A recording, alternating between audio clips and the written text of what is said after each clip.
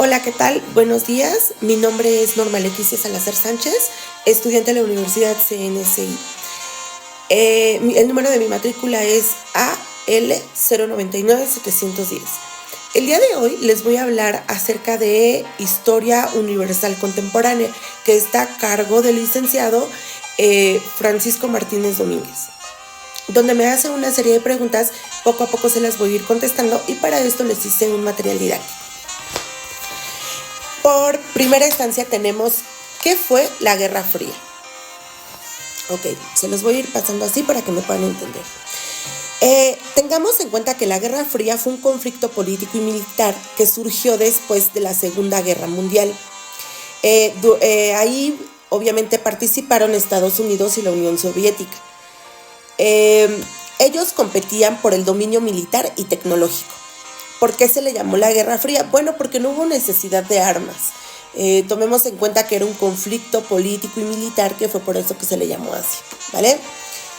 La siguiente, ¿qué tiene que ver el capitalismo y el socialismo en esto? Ok, para poder entender eso tenemos que entender que en un mundo capitalista te dejan soñar.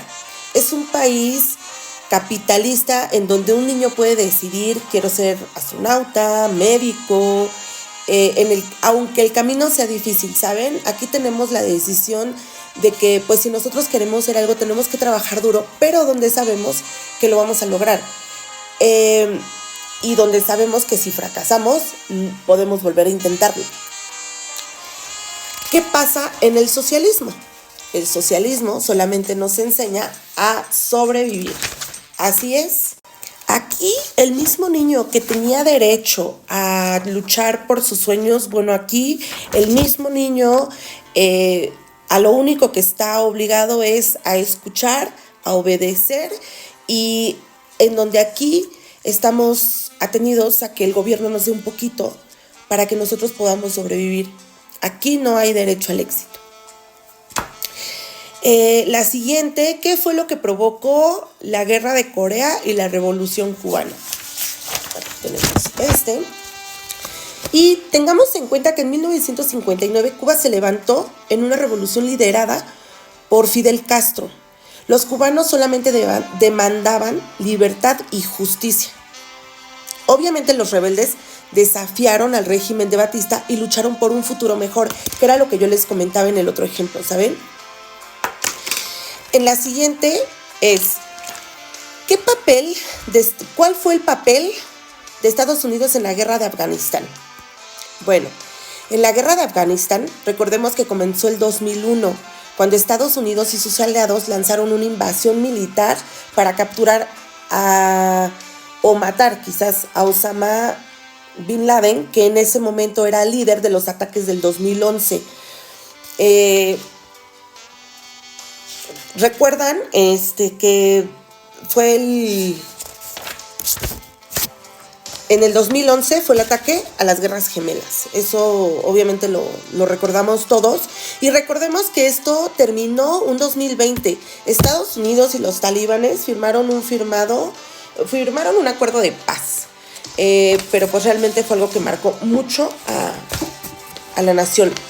Bueno, se los dejo así porque aquí viene mi siguiente pregunta. Menciona etapas de la Guerra Fría y explica qué pasó en cada una de ellas. Ok, bueno, las imágenes ya se las había mostrado anteriormente, pero la primera fue esta. La Guerra Fría fue una lucha sin armas, directas. Fue un periodo de tensión político y militar. La segunda fue capitalismo y comunismo. El mundo se dividió en dos bloques, que por un lado estaba Estados Unidos, que representaba el capitalismo, y por otro lado estaba la Unión Soviética, defendía el comunismo. La siguiente, se desarrollaron armas nucleares, y recordemos que en 1957 lanzaron el primer satélite, y en 1961, mandaron al primer hombre al espacio, ¿vale? El mundo estaba dividido en bloques. Fue obviamente un grupo occidental liderado por Estados Unidos, en donde ellos organizaron una alianza, obviamente con más países, que se llama OTAN. que significa Organización de Trato de Atlántico Norte. Obviamente esto era para protegerse del comunismo, única y exclusivamente para eso. Y mientras que la Unión Soviética tenía un bloque oriental, donde ellos lo único que hacían era protegerse de ataques capitalistas. Y pues obviamente aquí mi última imagen que tenemos aquí es el fin de la Guerra Fría. ¿Cómo se dio? Bueno, pues con la derribación del muro de Berlín en 1989.